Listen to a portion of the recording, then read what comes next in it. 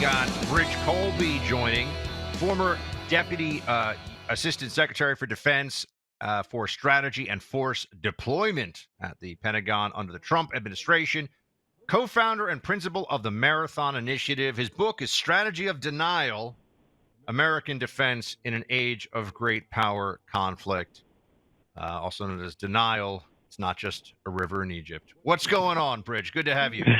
Hey, Buck. Good. Great to be with you. So we got a bunch of foreign policy things. First off, we mentioned at the top of the show. So it looks like Kataib Hezbollah managed to break through our defenses in Jordan, killed a few Americans, wounded a few dozen more. Biden does some reprisal strikes. Is this just what it is, and does it stop here? What do you see happening?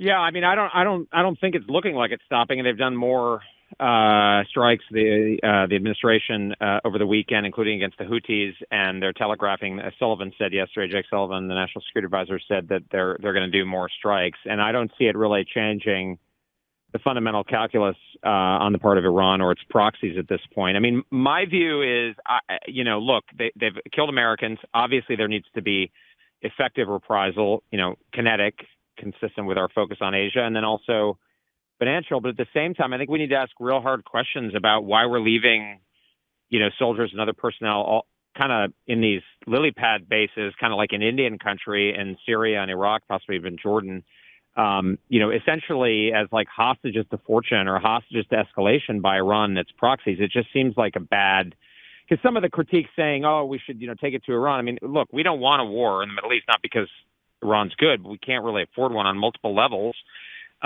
So, we don't have enough missile defense to go around. Let's think about rationalizing our posture there and looking at what we really need. I mean, does the administration really have a compelling case for what a lot of these soldiers and these posts are doing? I haven't really heard it. Bridge, when you look at, in addition to what's going on in the Middle East, there's a big debate about how much more money we should give to Ukraine. The Senate bill out there would give them, I believe it's $60 billion more. Seems quite clear we've entered into a stalemate. Neither side is moving very much. There's minefields. There's trench warfare. It feels almost like the battle lines are fixed. Where is this going? Are we throwing good money after bad at this point in your mind? Is a negotiated peace where Ukraine gives up some territory inevitable? How would you assess as we begin shortly a third full year of Ukraine-Russia conflict? Yeah, I mean, I think $61 billion, that's a lot of money, especially in a situation where, Jay Powell, I think, said over the weekend that our debt is becoming a real problem, and obviously Americans are feeling it. And we've spent a ton of money already in the last few years with the pandemic and so forth. I think that money would be far better invested in our primary challenge, which is China and Asia. And you'll hear advocates for this kind of funding say that we're going to deter China and Ukraine. That's just not true. And I think, we can go into why that is. But if you're going to deter China or deal with China directly along the first island chain. And there's a relatively small amount of money in the supplemental that's going towards Asia. Representative Gallagher, the head of the China committee, called it a joke a few months ago. So I think our priorities are totally off. The Europeans need to take much more responsibility, and they are moving in that direction. They're actually doing more, countries like Germany.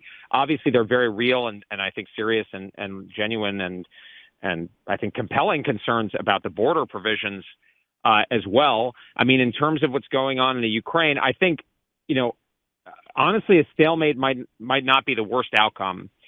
General Zaluzhny, the chief of defense or chief of the army, whom it appears President Zelensky is trying to fire, which seems, I'm not an expert on it, but he wrote a pretty sound op-ed actually over the weekend or late last week in CNN saying, look, we should shift more to the defense. Our partners are getting tired. There's shortages of weapons. The Russians have a lot more resources and they're willing to use attrition. Let's use the advantages, technology, what we've learned, drones to set up a defense. That seemed very prudent to me.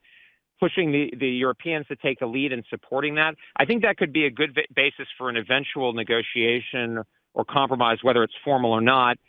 It could be something like a stalemate, like in Korea. If they don't play their cards right and if Europe doesn't step up, it could be worse. I don't think it's impossible the Russians could make more progress, which would be bad. But I think that, realistically, there's going to be, and the administration has been telegraphing this for a while, that I think is the only really plausible end game, the kind of victory sort of mantra that we heard for a number of years. I mean, Russia, unfortunately, Russia's not going to go away as an entity. Putin, unfortunately, is not going to go away. So we're going to have to, the Ukrainians are going to have to put up a stout defense in order to make negotiations credible and Putin's best option. And that's going to require somebody to step up.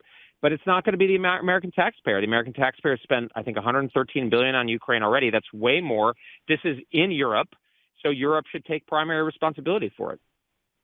Speaking of Bridge Colby, his book is Strategy of Denial. And Bridge, wondering what your sense is of the enormous win for Bukele in El Salvador. I mean, just for everyone out there, Bukele turned around El Salvador from being one of the highest per capita murder states in the world, really effectively a fiefdom of MS-13 and other drug gangs. And through this crazy idea known as really serious law enforcement against gangs, murderers, rapists, and thieves, he managed to make El Salvador actually a pretty safe country, not just a not deeply unsafe country. I think he won by 90% plus margins. What do you make of the Bukele victory in El Salvador, Bridge? And are other Latin American countries, populations watching that and thinking, hey, maybe we don't have to have like 4 of the top 10 highest murder cities in the world? Yeah, I mean, I think it sounds like I haven't followed it quite as closely, but I think that's a couple things. I mean, one is, look, I mean, you hear out of Biden and his team and a lot of the Europeans all this talk about, green revolution or the rules-based international order. I think a lot of people, particularly in what's called the global South, they want to be safe. They want growing economies. They want reliable energy. They want government that's not that corrupt. Pretty straightforward stuff, and that's what we should be focused on working with countries. A lot of the sort of left likes to go after, say, the Indian government, but they're delivering growing prosperity for well over 1 billion people. So I think that's a model that Americans can get behind and less behind the sort of lecturing everybody. And also it means that, they're partners. I mean, I think one of the things that conservatives can kind of, sort of trumpet is like, the left likes to present itself as the only ones who are popular abroad. I think it's a different model. They're in the model of the rules-based international order, Tony Blinken going around and lecturing countries. Our model should be, we work with countries to improve their sovereignty. We're going to help people help themselves. And I think maybe that El Salvador result shows some evidence for the success of that model. Bridge, you just mentioned China. I was doing some fun reading over the weekend. Japan's stock market peaked in 1989 and is just now, whatever it is, 35 years later, basically getting back to the level that it was in 1989. And if we'd had this conversation in 1989, we would have been saying, man, Japan is a real threat on the economic horizon. Instead, they collapsed. China is starting now, you may think this is crazy, maybe you sign on to it a little bit, to look a bit like Japan did, where they surge, but then they sort of freeze. And sometimes when you start to have a decline in power, population is going down, youth unemployment rate is very high in China. They haven't been able to really get their economy to that proverbial next level to really compete with the United States.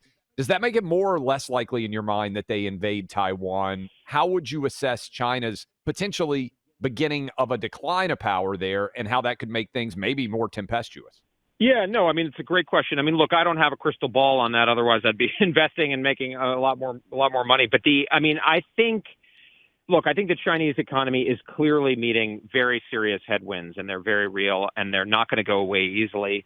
I think in order for China to change, from the people that I think are most credible reading them, they've got to make structural reforms that are going to be very difficult to do. On the other hand, I don't count the Chinese out on a couple of reasons. I mean, look, there's a lot of talented people there. They're already at the forefront of a lot of leading technologies. They've made heavy investments in, cutting edge things like electric vehicles, batteries, AI, et cetera. The list goes on. That's going to make them competitive going forward.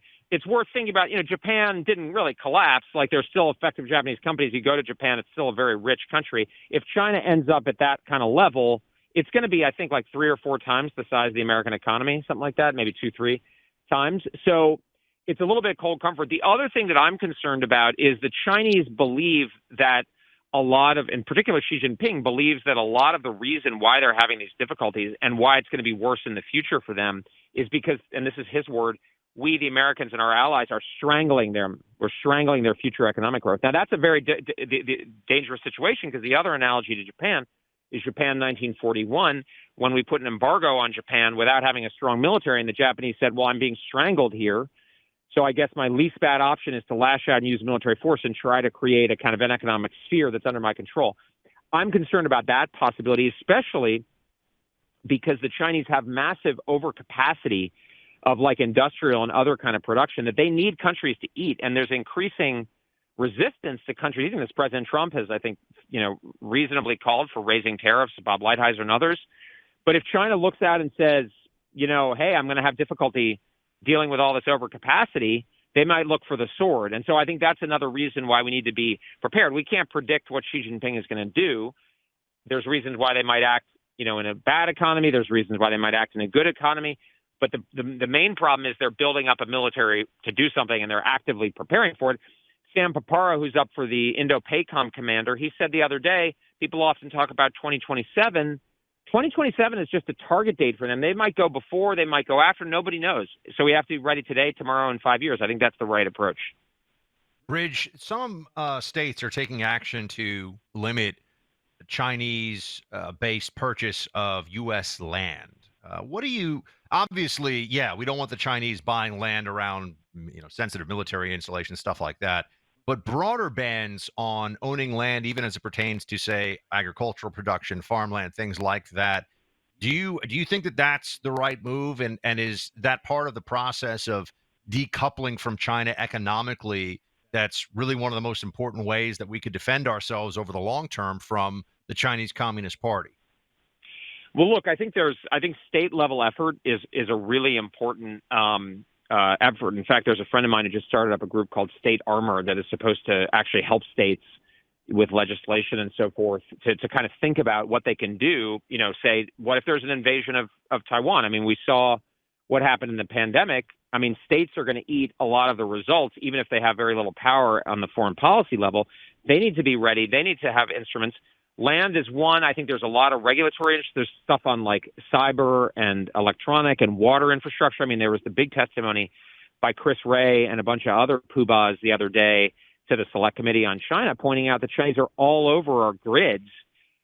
That's a state level issue. So I think it's very important. I do think that decoupling, my big advice on the decoupling thing is, look, I think we need to be decoupled too. But to get back to my point about strangulation, I think we need to decouple strategically while we're also presenting that shield, because what we don't want to do is try to decouple and then not give China a disincentive to strike out and then prevent us from decoupling. And this is my argument to a lot of people on the right who are saying, hey, forget about Taiwan, forget about Asia, it's not worth it, we can cut a deal with China. If we're stuck with a North American market zone, that ain't going to do it, because Canada and Mexico aren't going to cut it. And by the way, most South American countries trade more with China anyway. We've got to stay competitive. We have to prevent China from dominating the world's largest market area, which is Asia. We don't want to get into war about it, but there's got to be a balance of power. And unfortunately, as Trump and Reagan and many others, it's peace through strength here, but real peace through strength, which is to say build up the strength and then use it judiciously. Bridge, appreciate it as always. Encourage you guys check out The Strategy of Denial, American Defense in an Age of Great Power Conflict. Appreciate it, man. Great to talk to you guys.